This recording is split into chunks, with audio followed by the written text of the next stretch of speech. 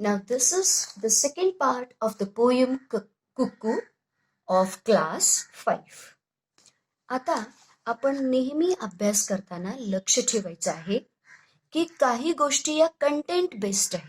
Content म्हणजे त्या कवितेमध्ये काय दिलेलं आहे त्यावरती तुम्हाला प्रश्न विचारले जातील. पण काही गोष्टी ज्या आपल्याला धड्यामध्ये सांगितलेल्या नाहीयेत, परंतु खऱ्या अर्थाने त्या गोष्टी खूप महत्वाच्या आहेत आणि त्या दीर्घ काळापर्यंत आपल्या लर्निंगवरती म्हणजे त्या फक्त 5वी पुरत्या मर्यादित न राहता पुढे सुद्धा आपल्याला उपयोगी पडणाऱ्या अशा छोट्या छोट्या गोष्टींची तयारी आपण प्रत्येक युनिटमध्ये जास्त सिरियसली करायची.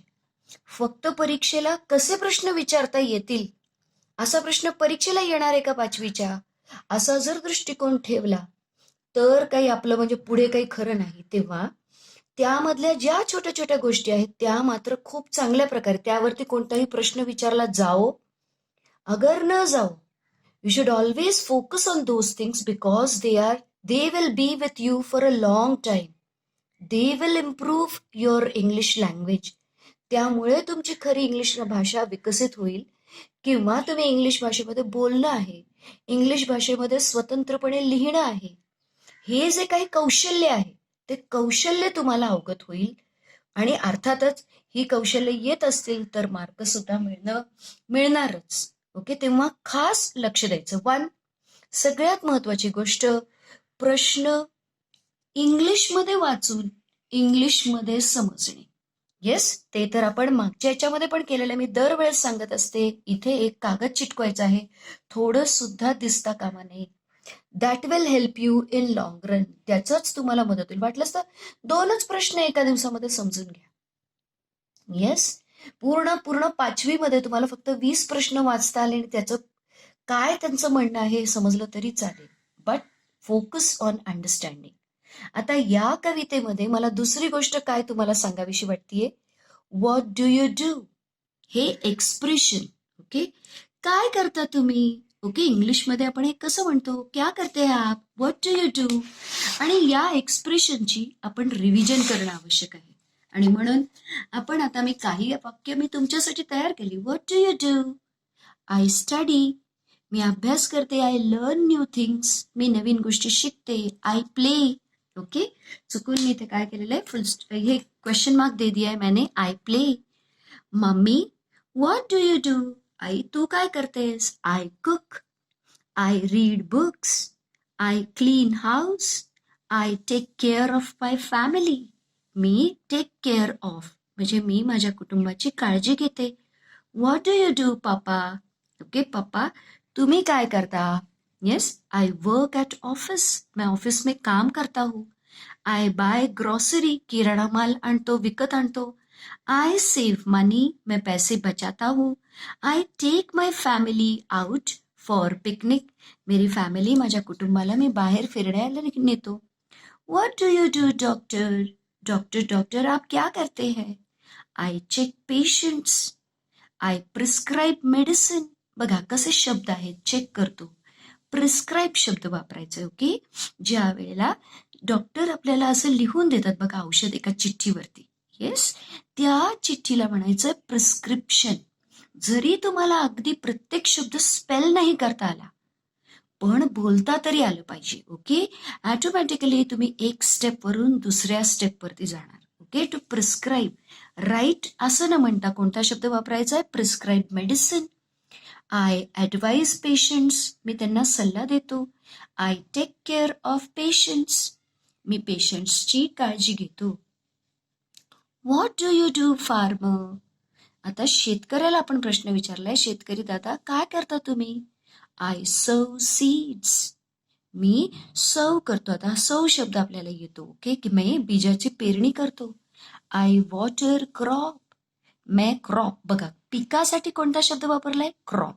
प्लांट, ट्री असा शब्द वापरलेला नाही, बरोबर आहे.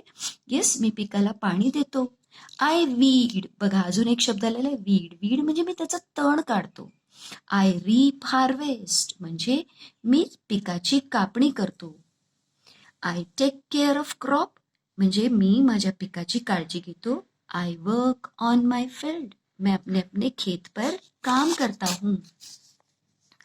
Tree, what do you do? Okay, आपण झाडाला प्रश्न विचारलाय की तू काय करतोस? आय ग्रो, मी तर वाढत असतो. I give flowers and fruit. Okay, me flowers म्हणजे फुलं देतो आणि फळ. नेहमी लक्षात ठेवायचंय, फ्रुट्सचं एस लागलेलं पण जे आहे रूप ते एक्सेप्टेड आहे.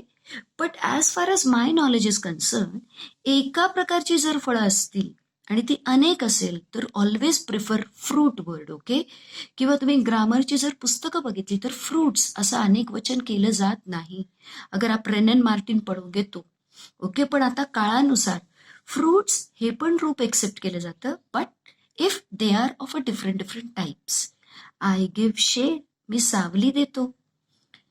बघा, शेड, बघा मी इथे काय लिहिलेलं आहे? शेड लिहिलेलं आहे, शैडो नहीं लिहिलेलं आहे. समझ में आ रहा है? शैडो का मतलब होता है सावली, पर अभी ये मराठी में बोलते समय मैंने सावली बोला है. शेड म्हणजे एक प्रकारचा असा आसरा देता हूं. समझ में आ रहा है? कुछ तो भी ऐसे. छाव अलग होता है, उसे कहते हैं शैडो. और शेड याने अशा प्रकारचं काहीतरी कवरिंग तयार करतो की ज्यामध्ये माणूस यानी किसी चीज से आपको संरक्षित होना है तो आप रुक सकते हैं. See, use the words very carefully. किंवा जर तुम्हाला जमत नसेल पण मी ज्या वेळेला शब्द वापरेल तर मी तुम्हाला नक्की सांगेल की यापैकी शॅडो का नाही वापरला. तो शॅडो तो सभी लोग देते हैं. शॅडो तर प्रत्येकालाच असते सावली, बरोबर आहे की नाही? पर शेड कोई बड़ी और घनी चीज रहेगी या पत्रा असेल ते शेड देतं. येस, याने मी सावली देतो. Baby baby, what do you do? आप क्या करते हैं? आई लाफ, मैं हंसता हूँ. आई क्राई, मैं रोता हूँ. I sleep in cradle, cradle पाळणा. आई क्रॉल, क्रॉल मी रांगतो. Soldier, soldier, what do you do? Soldier भाई आप क्या करते हैं? आई प्रोटेक्ट माई कंट्री, मैं प्रोटेक्ट. ओके, या इसमें भी और भी एक अच्छा है, आई डिफेंस. आणि म्हणूनच तुम्ही मालूम है क्या, रक्षा मंत्री जो होते हैं, ओके, डिफेंस, यस, तो उनको क्या कहते हैं? Defence minister. येस, मी संरक्षण करतो पेक्षा मैं रक्षा करता हूँ असं चांगलं वाटतं. I defend. ओके, आता डिफेन्स हे नाव नाही, आय डिफेंड कोणी लिहिलं? और भी अच्छा वर्ड आहे, हे बघा. Always go for a good word, specially अगर मैं कह रही हूँ आपको. यस, तो दोन्ही वर्ड आहे, प्रोटेक्ट माई लाइक कंट्री और you would say I defend my country, मैं अपने देश की रक्षा करता हूँ. I fight for my country, मैं अपने देश के लिए युद्ध करता हूँ. Okay, teacher, teacher, what do you do? आप क्या करते हैं? I teach new things to my students, नई नई बातें मैं अपने विद्यार्थियों को सिखाती हूँ. आई गिव टेस्ट्स, त्यांची परीक्षा घेते. आई चेक पेपर्स, उनके पेपर चेक करती हूँ. आई प्रिपेयर रिपोर्ट कार्ड, उनका प्रोग्रेस कार्ड तैयार करती हूँ. अज्जी, अज्जी, what do you do? I pray god, okay, भगवान की प्रार्थना करती हूँ. I tell story, I go to temple, मंदिर चली जाती हूँ. Bird sparrow, what do you do? चिमणीला आपण प्रश्न विचारलाय तर ती काय म्हणते? आय चर्प, चर्प, मी चूचू चूचू करते. आई पर्च ऑन ब्रांच, देखो ये कैसा अच्छा वाला शब्द है. येस, पक्षी ज्या वेळेला बसतो किंवा आपण सुद्धा थोड्या कमी जागेमध्ये ज्या वेळेला बसतो किंवा एखादा शिकारी बसतो बघा झाडावरती. येस, किंवा एखाद्या टेकडीवरती आपण कधीतरी छोट्याशा आडवाटेला असं बसतो. So what word you are going to use specially पक्ष्यांसाठी? You should always use the word perch. Sit word लिहिलं, I sit on branch, accepted. Yes, पण होत होत आपण नवीन जेवढे शब्द शिकू ते आपल्या भल्याचं आहे. Yes, I perch on branch, मैं झाडाच्या फांदीवरती मी विसावतो. आय मेक नेस्ट, मैं नेस्ट बनाता हूँ. आय हॅच एग्स, म्हणजे मी अंडी उबवते. आय पेक ग्रेन, देखो अभी कौन सा वर्ड यूज किया है? पेक. ईट करण्यापेक्षा आपण पेक वर्ड यूज किया है. जैसे कि हम अभी आई डोंट नो इन मराठीचं पण येतं तसं मला. देखो हिंदी में हम कहते हैं गौरैया दाने चुगती है. बरोबर है कि नहीं. तर ते जे आहे समजा कोंबडी वगैरे असेल, कोई पक्षी है तो वो दाने चुगता है. ओके, असं आपल्यासारखा खात नाही. खाणे चुगणे दोनों में फर्क है. तो ऐसे करते हैं पेक, एक दाना उचलतात, दूसरा, तीसरा, चौथा, चौथा, ऐसे. So that is called as a to peck. So I peck grain, म्हणजे पेकचाच खरं एकदम सोपा शब्द येईल ईट. पर पक्षी जब भी खाते हैं तब हमें कौन सा वर्ड यूज करना है? पेक.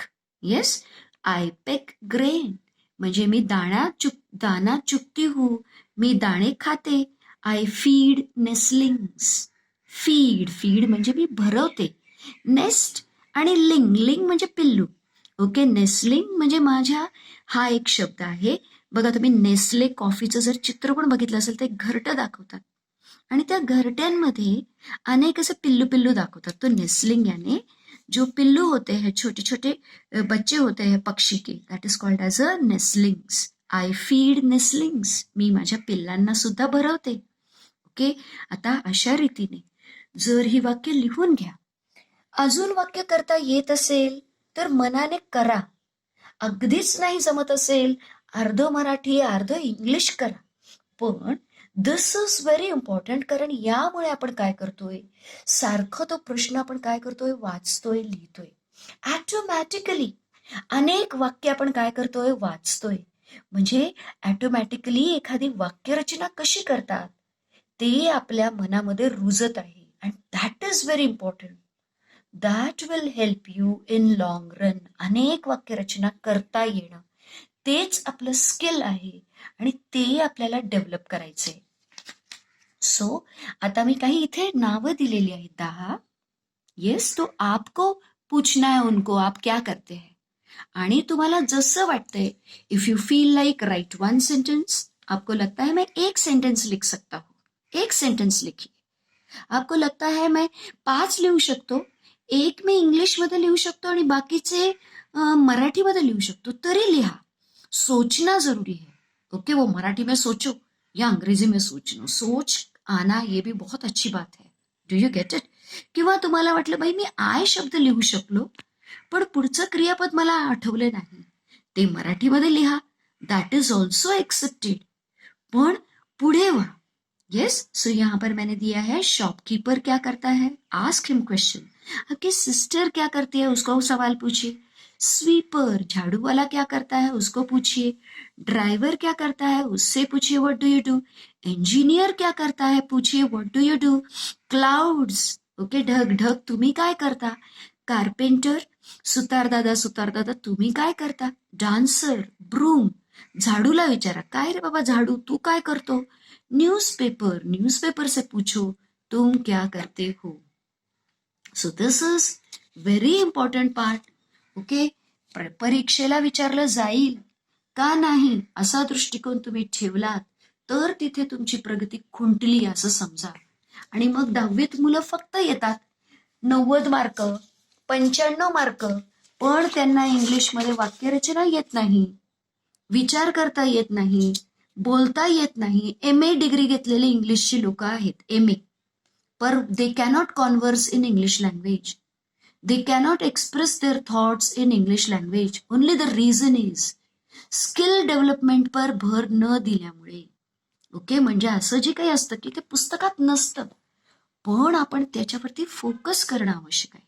आता दुसरी गोष्ट मला काय वाटते, तिसरी गोष्ट, पहिलं प्रश्न, नंतर मी ती एक्सप्रेशन सांगितली. तिसरं, कोणतंही क्रियापद आलं तर आपण सवय लावायची की त्याचे जे 3 रूप आहेत ते एकदा लिहायचे, 10 वेळा वाचायचे, न टेन्शन घेता. आपोआप आपलं इंग्लिश इम्प्रूव्ह होते. Do, did, done, open, opened, opened, sing, sang, sung, go, went, gone, fly, flew, flown. पुढचं आहे मस्ट. ओके, याचं वाक्य करता आलं तर ठीक आहे. मस्ट केव्हा वापरतो आपण, हे केलंच पाहिजे. ओके, ज्या वेळेला आपण ऐसे च का फ्लेवर देना हो. We must brush our teeth, हमें दांत घसने ही चाहिए. यू मस्ट रीड लेसन, तू धडा वाचलाच पाहिजे. दे मस्ट पे फीज, त्यांनी फी दिलीच पाहिजे.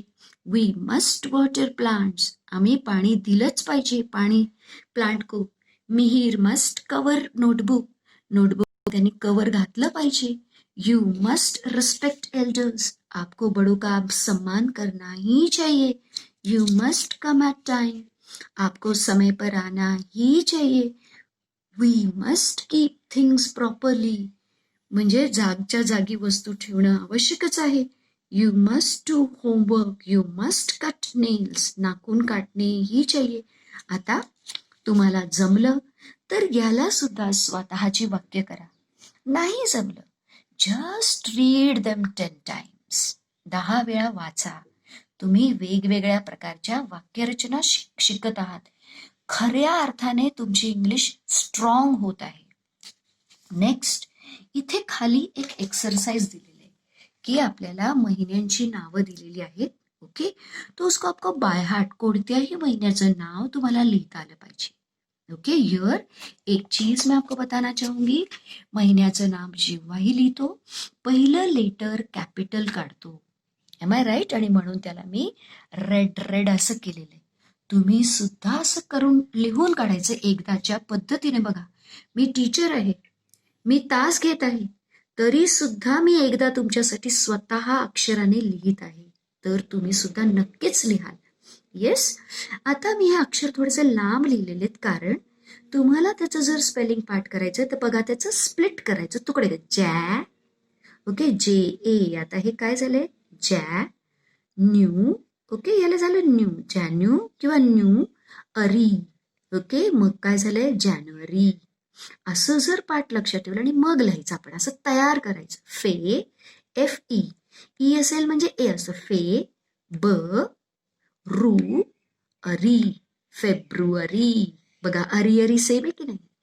मा, एम ए, मा, र, सी एच म्हणजे च, मार्च. एप, एप, एप, री, आर आय, री, ल, एप्रिल.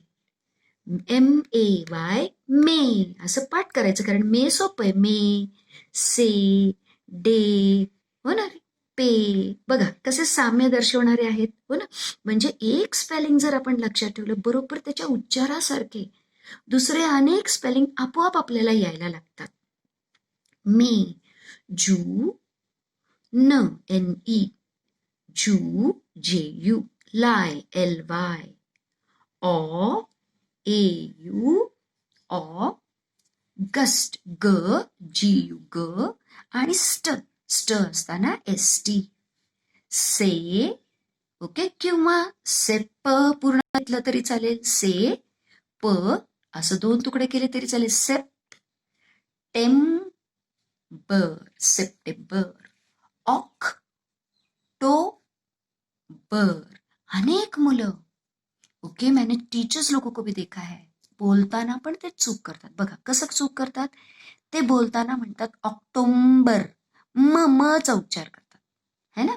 अगर हम गलत उच्चारण करेंगे तर आपल्याही न कळत आपण काय करतो, ऑक्टो इथं म घालतात लोक. Very wrong. क्यों डालते हैं वो? क्योंकि वे उच्चारण ही सही नहीं करते हैं. So always be remember this, October. Okay, not October, wrong. Yes, ऑक्टो आणि नंतर ब. नो, देखो, नो वेम ब, नोव्हेंबर. डी सेम ब, डिसेंबर. अशा रीतीने आपल्याला कुठेही पूर्ण महिन्याचं नाव घालायचं असेल, हा पक्का अभ्यास करायचा आहे. ओके, आता मला वाटतंय की तुम्ही याचं गांभीर्य समजाल. Okay, and with this I stop over here. I hope तुम्ही लिहून काढाल, स्वतःची अशी वाक्यरचना कराल आणि रीडिंग, रायटिंग आणि कसं बोलायचं या स्किलवरती, स्किल डेव्हलपमेंटवरती लक्ष द्याल. घोकंपट्टीवरती लक्ष देणार नाही. Thank you very much. With this, okay, I stop over here. Thank you very much. Have a nice day.